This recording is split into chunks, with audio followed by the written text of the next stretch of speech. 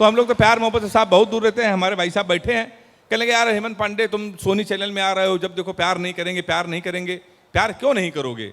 तो मैं आपको बता दूं साहब, डीएम साहब मेरा एक बचपन का दोस्त है, उसने हमको एक लव स्टोरी सुनाई थी रोते रोते, और हमने रोते रोते लव स्टोरी सुनी थी।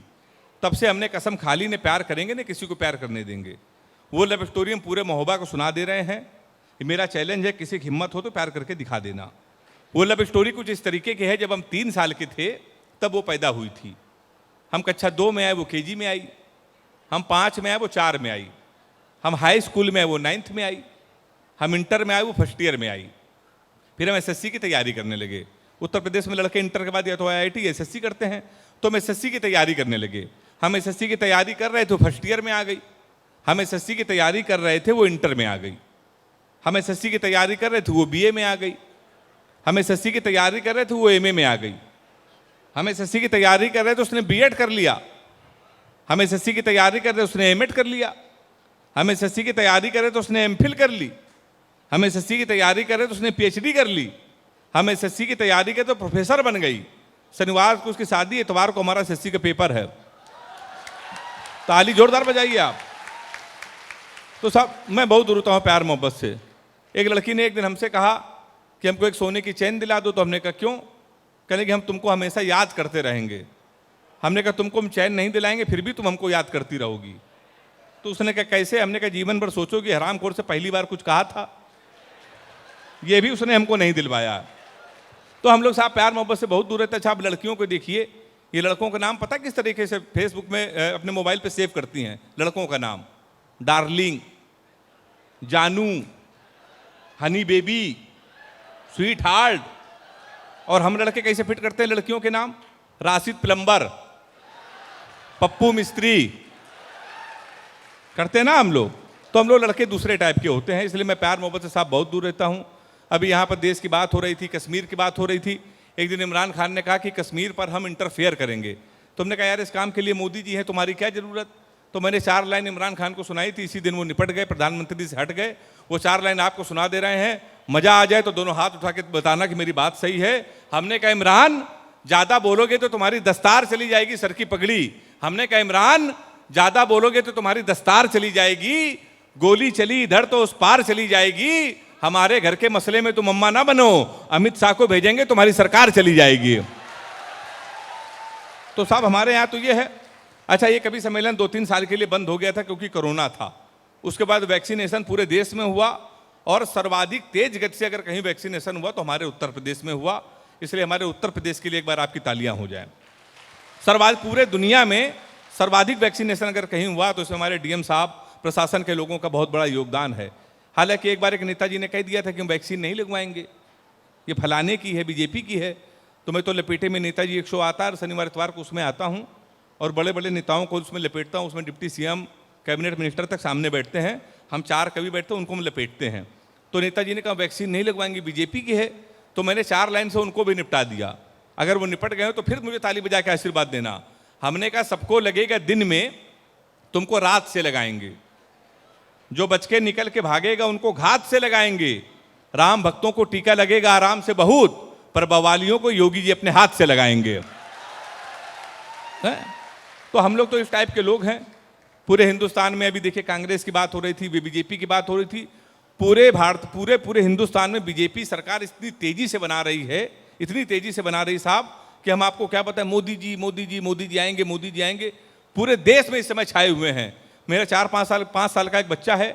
उत्तर प्रदेश में किसी लड़के से आप किसी IAS का नाम पूछो, शहर के आप डीएम साहब का नाम पूछ रहे हो नहीं बता पाएगा। आप किसी विधायक का नाम पूछ रहे हो तो बता देगा, क्योंकि राजनीति में इतना वो लिप्त हो गया है।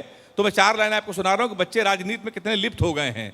सुबह सवेरे जैसे मैंने अपनी आंखें खोली, पत्नी नजदीक आई और प्यार से बोली, बाहों में चले आओ, हमसे शर्म क्या पर्दा। इतने में हमारा 5 साल का लड़का हमसे बोला, पापा आप ना आएंगे, बाहों में ना आएंगे, गोदी ही। हमने पूछा कौन आएगा? उसने कहा आएंगे तो मोदी ही। ये हमारे उत्तर प्रदेश में साहब हो रहा है। तो मैं तो हाथ से कभी हूँ साहब, बहुत मुश्किल में हम लोगों की शादी होती का होती ही नहीं है। हमारे यहाँ रिश्ते आते हैं, अगर केवल पता चल जाए लड़का हाथ से कभी, तो रिश्ते वहीं से लौट जाते हैं। एक रिश्ता हमारे यहाँ आया तो लड़की की माँ ने हमारी माँ से पूछा लड़का क्या करता है, तो हमारी माँ ने कहा कवि है। बोले उनके पिताजी क्या करते हैं? बोले वो भी कवि। बोले उनके पिताजी? बोले वो भी कवि। बोले क्या घर में कोई इंसान नहीं है? रिश्ता लौट गया। 1 महीने बाद फिर एक रिश्ता आया। फिर लड़की के माँ ने पूछा लड़का क्या करता? हमारी माँ ने कहा कवि। उन्होंने कहा शादी मंजूर। अच्छा, कवि के नाम से कई रिश्ते लौट गए थे, हमारी माँ ने कहा मंजूर क्यों? तो बोली जोड़ी बहुत अच्छी रहेगी, आपका लड़का कवि, हमारी लड़की पागल है। तो हमारी शादियां निपट गई। हमारे अखिलेश जी कहाँ हैं? बैठे हैं। जितने बड़े कवि उतने बड़े ज्योतिषाचार्य हाथ देख लेते हैं। हमने कहा दादा हमारी शादी कब होगी? तो हमसे कहने लगे 2035 तो कोई मुहूर्त नहीं है। हमने कहा उसके बाद? बोले उसके बाद कोई जरूरत नहीं है। तो शादी नहीं होती साहब हम लोगों की। हालांकि एक दिन हमारी शादी तय हो गई कानपुर के बगल में लखनऊ में। तो पिताजी ने कहा बेटा सुबह 11 बजे चलना, शादी बिल्कुल फाइनल, लड़की फाइनल है। हम 11 बजे नहा धो के सूट वूट पहन के तैयार, लड़की को देखने जाना था, शादी फाइनल करनी थी। 11:15 बजे पिताजी का फोन आया। कहने लगा बेटा हमको ऑफिस में काम आ गया है, तुम अकेले जाओ और होने वाली लड़की पसंद करो, शादी फाइनल हो जाएगी, हम नहीं जा पाएंगे। पर एक बात याद रखना, ब्राह्मण घर में पैदा हुए हो, ये घर की परंपरा है, पहली बार किसी के घर जाते हैं तो खाली हाथ नहीं जाते, कुछ लेके जाते हैं। तुम भी कुछ लेके चले जाना। अब हम कानपुर के, हम कट्टा लेके चले गए। फिर 2.5 साल बाद जमानत हुई हमारी। तो जमानत के बाद भी हमारे रिश्ते आए, लेकिन एक दिन हमारी शादी बिल्कुल हो गई। सच्ची घटना आपको बता रहा हूं। सर भारत और पाकिस्तान का मैच था सेमीफाइनल का, और हमारी शादी थी। तो हमने पिताजी से कहा आज शादी ना करो, पूरा हिंदुस्तान मैच देख रहा है, हमारी आप शादी कर रहे हो। नहीं माने, कर दी। भारत और पाकिस्तान का सेमीफाइनल मैच, हमारी शादी। हमारे कुछ कानपुर के दोस्त हमारी बारात में डांस कर रहे थे, कान में मोबाइल लगा के भारत पाकिस्तान सेमीफाइनल मैच की कमेंट्री भी सुन रहे थे। दोनों काम एक साथ करे, बारात में डांस कर रहे, कान में मोबाइल लगा कमेंट्री सुन रहे। हम दूल्हे के बेड में सजे थे, घोड़ी के ऊपर बैठे थे। जैसे बारात घर पहुंचने वाले थे, एक लड़का घूम के हमारी तरफ चिल्लाया, बोला छक्का। हम डर गए साहब। हमने कहा कहां छक्का? तो कहने लगा विराट कोहली ने मारा है। तो हमने कहा कोहली ने मारा तो हमारी तरफ क्यों देख रहे हो? शादी के पहले दिन छक्का कह रहे हो, देख के हमको। हमने कहा अब की मारे तो हमारी तरफ ना देखना। पता चला 2 मिनट बाद इंडिया मैच जीत गई। किसी ने खुशी के मारे घोड़ी के नीचे सुतली बम रख दिया। अब वो बम फटा तो घोड़ी भागने लगी, हम भी भागने लगे। हमने चलती घोड़ी से पिताजी को फोन मिलाया। हमसे बोले कहाँ हो बेटा? हमने कहा पिताजी भाग रहे हैं। बोले किसके साथ?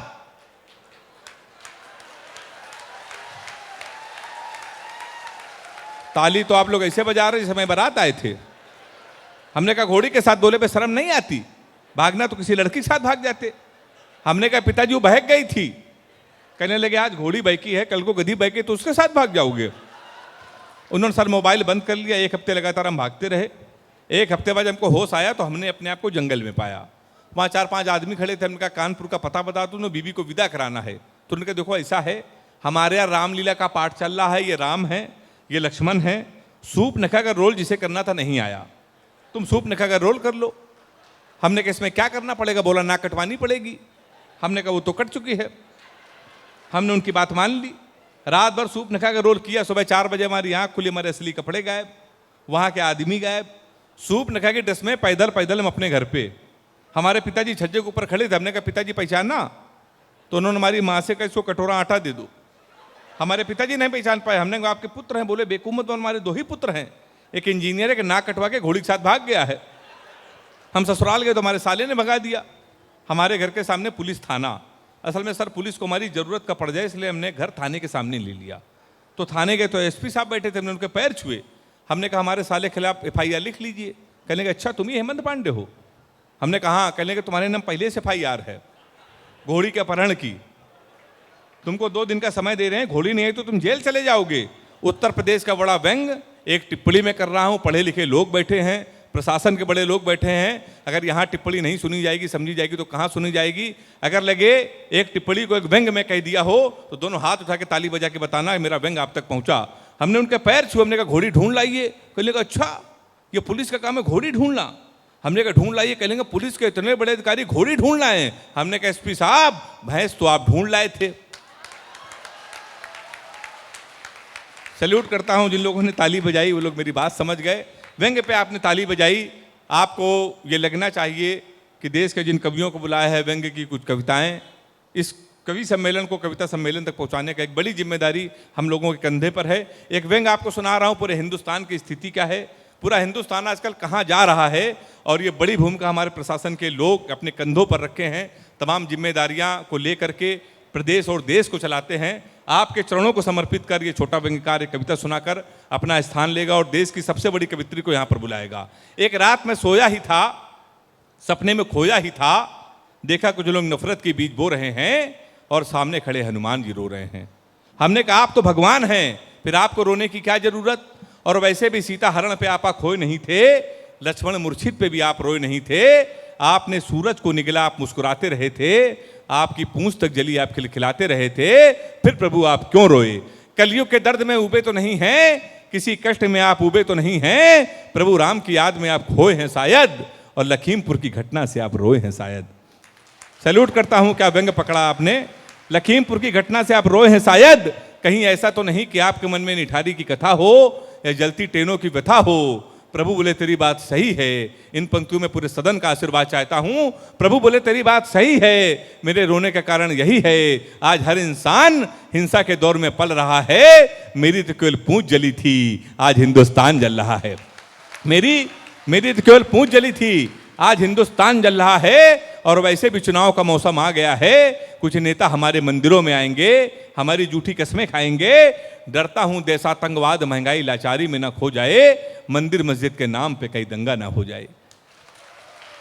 सैल्यूट करता हूं आपको, मंदिर मस्जिद के नाम पे कहीं दंगा ना हो जाए, क्योंकि जो प्यार को सींचते थे कसाई हो गए, कल तक भाई भाई थे आज दंगाई हो गए।